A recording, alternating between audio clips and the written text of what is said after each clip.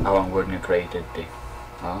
Verb, qualitative, perfect, third person, masculine, singular. Oh, singular.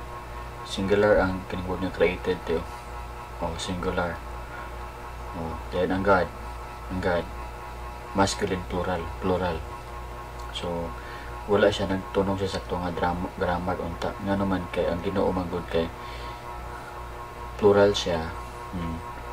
Tulo ka persons. Pero kay one God naman mao na nga ang created singular siya.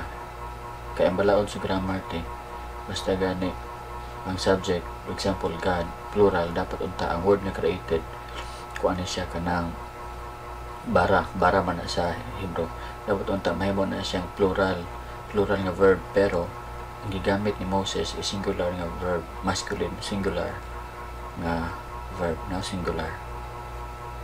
Napasabot nga atong Ginoo single lang, isa lang, pero Elohim siya, plural, tulo ka persons.